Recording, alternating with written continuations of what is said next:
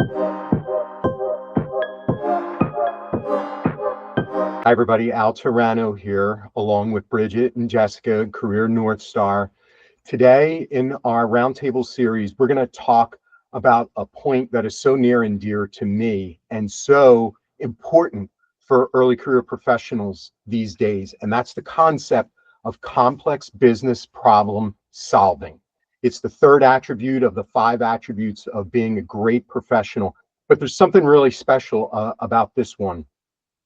See, in the age of AI, that's the one where an early career professional is going to have the edge over the machine. You see, in today's business environment, and you can look up a lot of the statistics that are out there, early career professionals, especially those of the last couple of years, are struggling in their career growth and employment, as a matter of fact. And a lot of people attribute that to the rise of generative AI. A big reason for that is because AI and what those early career professionals learn in school line up very, very well.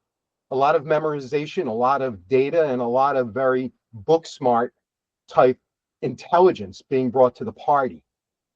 I had a conversation a couple weeks ago with a few friends of mine, C-level executive people, and asked them about this, what I viewed as a problem. They came back and they said, well, we don't see it as a problem at all. We just supercharge our veteran or older employees with Gen AI. And the next thing you know, wow, they're great. And I said, but isn't that short-sighted? And they all agreed, yeah, it is. Short-term return, but it's doing the job now. So why do I need to invest in an early career professional? My response back to them, they might not have liked, but to me, it's the right answer. And we want to talk with you about that today. It's the concept of bringing 2 key skills with you: critical thinking and intellectual curiosity. You see, the machine, if you will, can't provide that level of depth and problem solving and solutioning. If you think about what critical thinking is, it's really the ability to kind of pause and unpack and challenge what's been presented in a business problem or in an opportunity. It doesn't matter whether it's some data dashboard or some risk analysis or something like that. It's the ability to kind of challenge what we're looking at, what we're doing. It's not necessarily being skeptical all the time, but there's a certain level of strategic curiosity, I guess you'd call it. And further to that, in critical thinking, it's what's missing, what's a missing component in our decisioning process. So it's that kind of nuance and even ethical impact that an early career professional can bring that no Gen AI bot can bring whatsoever. Now, when you talk about it in terms of intellectual curiosity, it's really asking the why and the what if. And there's nobody better at doing that than an early career professional, because your biases are limited. You don't have a ton of experience that's provided bias to you or gotten in the way of what decisioning or questions you may ask. It's the simplicity of that. Like, what other part of the story needs to be told? When you combine those 2 elements together, it's sort of like intellectual curiosity kind of opens a series of doors by asking those questions. And then the critical thinking aspect of it decides which door is probably worth walking through or running through or closing. Please carry with you and start to grow those skills of intellectual curiosity in your complex problem solving and critical thinking, to view things in a 360-degree way. And that's your defense against artificial intelligence. And in fact, instead of now becoming the sort of adversary of AI, you now become partners. And when you become partners with AI as an early career professional versus a veteran employee, well, one of 2 things: you can now all 3 work together, or the business case now for the early career professional improves because you're just as supercharged as that veteran is, yet you cost a lot less. That opens the door for opportunity and opens the door for growth. So I ask you to consider that. Critical thinking and intellectual curiosity to solve complex business problems. It's worth its weight in gold. Jessica, let me turn over to you to talk a little bit more about that, please. Yeah. So, Al, I think you bring a great point that AI, it's great at processing information and spotting patterns, but it doesn't bring, like you said, that true critical thinking or intellectual curiosity to the table.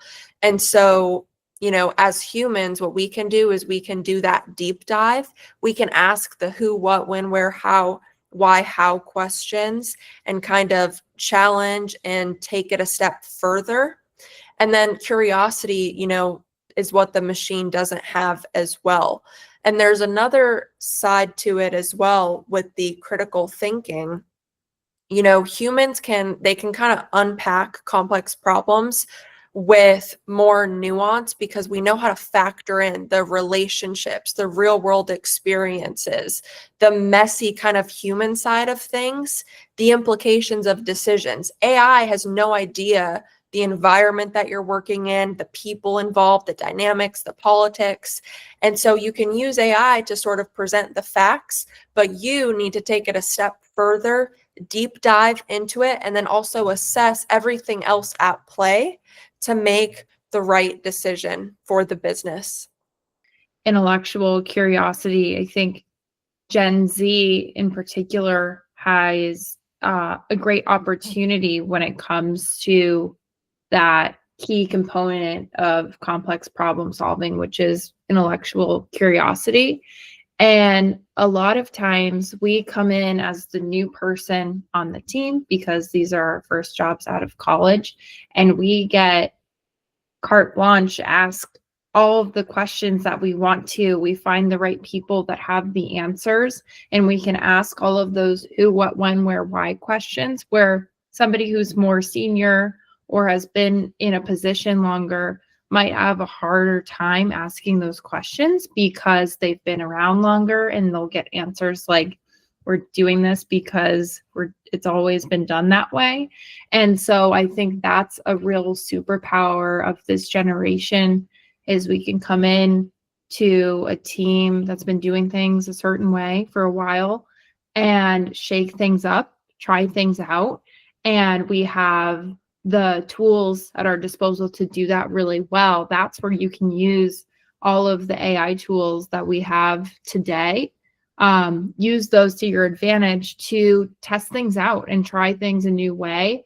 And I think that we have that in our back pocket to ask those questions in a way that's less accusatory or I don't know the right word, but it's helpful to know that we have that on our side sometimes too. Mm-hmm. And one thing that AI can't do that's a really important part of the solving complex business problems process is actually understanding what the real issue at hand is. And so, you've probably heard us talk before about the listening, asking the right questions, and AI can't really read between the lines. And so your job in certain situations is to read between the lines and ask those right questions, use intellectual curiosity to do that, and really figure out what the real issue at hand is before going to try to solve it. To develop a lot of that muscle, if you will, that we talk about, like how do you develop the muscles for that? So like what's the approach to becoming a problem solver, a complex problem solver, to help grow not only yourself, but get wins and successes for your team and for your organization? There's a couple things that I offer to you. To your point, so often when you have a more veteran type team, they're super smart and super experienced, and hey, that's all great, but they're also myopic. They know what they know, and that's many times that's great, But what you need to do is open the aperture more. And Bridget, back to your point, I mean, that's what Gen Z's got so much of, is that sort of blank slate to ask those questions. Here's how I would recommend to sort of fill that space of what questions to ask, and to develop that that habit of critical thinking, because not everybody's born with it. The first thing that I always like to do, and I ask this, and you both know I ask this in interviews a lot of times, is what are the tabs that you have open on your browser right now? And think about that. Think about what's important and what's going on in the world today, or business problems that are happening in the world today. Look at those sites and see about the problems and the solutions that people are finding in business and around the world today. It kind of trains a bit of kind of the mental models that you can bring without having the experience that a more senior level employee may have. Another thing that I would recommend is always, always, always, when you're in, like, say, a meeting of some type, always ask why or what if. If you don't have sort of the space either granted to you or the space and time in a particular meeting to ask all those who, what, when, where, why, how questions that we talk about a lot, and we talk about today, I would always offer to you, sharpen your analysis by saying what if. And it doesn't always have to be the most insightful, but it allows you and others to spark a level of exploration in problem solving. The last thing that I'll offer to you out there is to listen to other members of the team or the business around you, and what hits your ear. That level of experience that they may have, you can draw upon that. It's not your only source, but it's a source for you to bring in, so that you can create sort of those mental models of what if and how would we, and are we asking even the right question? Even if you don't know the answer, it's okay. It gets you started. And what lastly happens with that is other people notice that. They notice that level of query that you may make. And typically people will lend themselves to that, and they'll try to help along the way, which then grants you a level of growth and ultimately opportunity and success. So consider those sort of practical elements for you to sort of expand some of that critical thinking in you.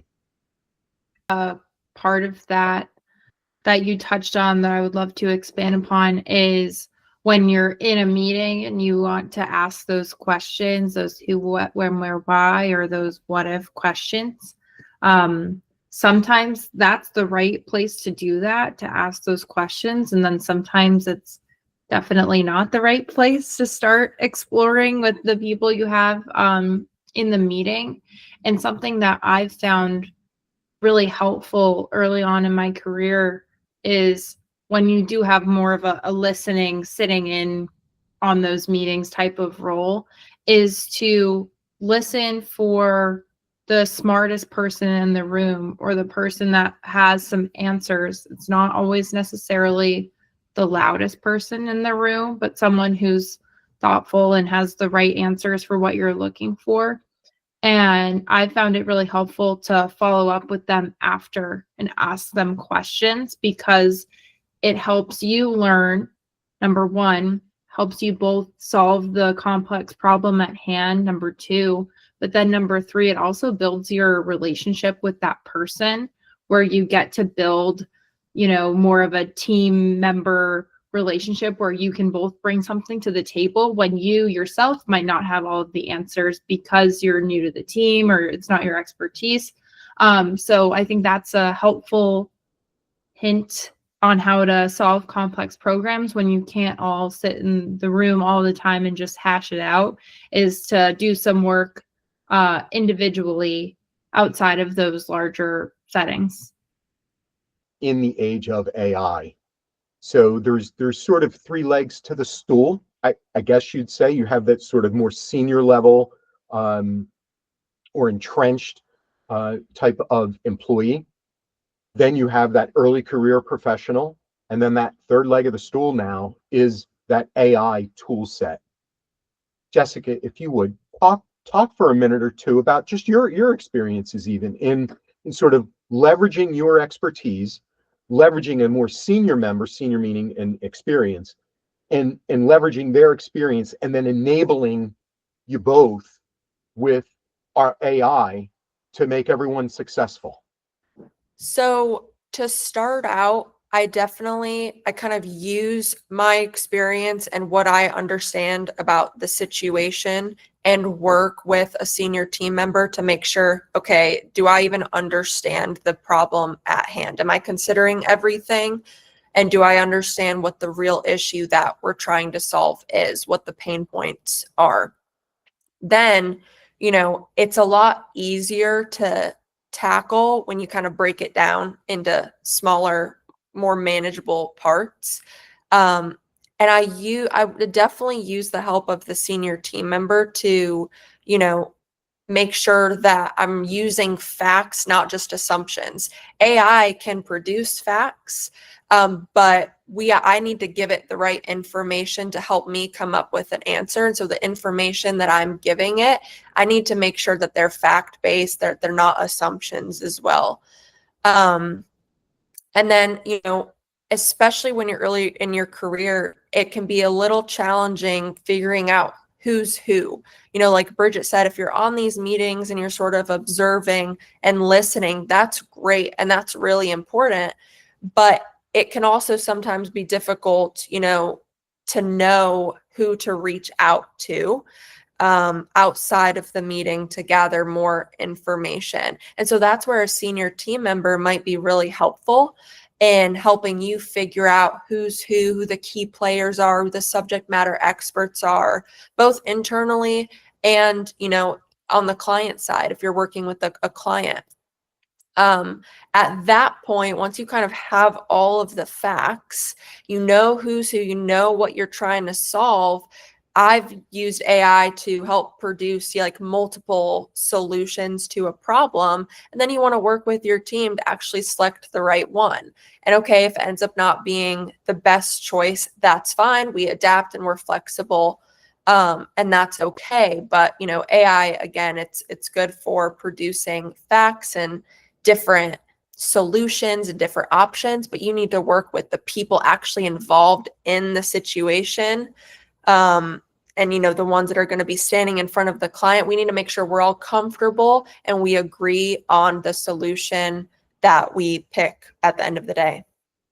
For so many early career professionals and for senior executive leaders, as I talked about at the outset, it seems like it's so cloudy, but the clarity that you bring to it, that the experiences that the two of you have had and that we've discussed, there is a way for this to work and for it to work successfully. There's no doubt about that. And what it also does as a result of sort of that three-legged approach, if you will, senior, early career, and AI, is everybody seems to benefit from it.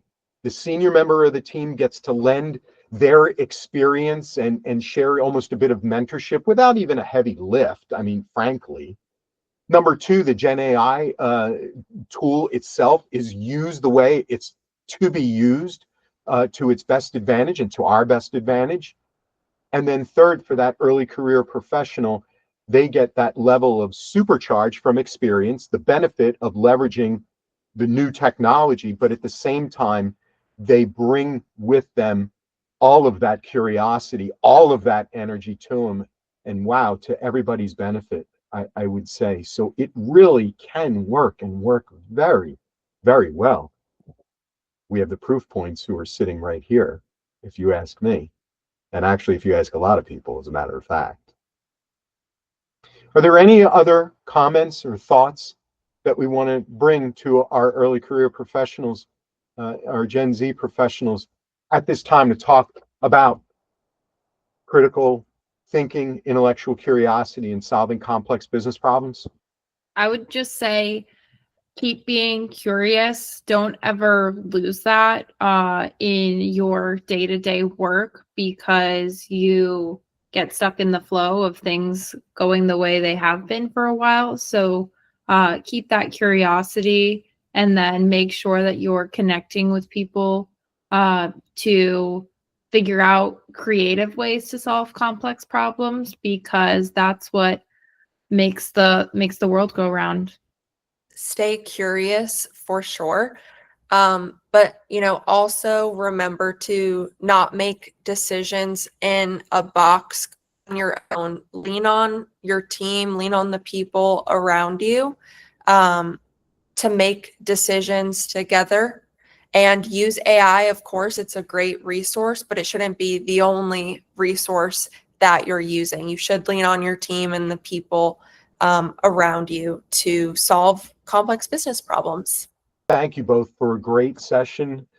Reach out to us, certainly, everybody, with questions, comments, thoughts.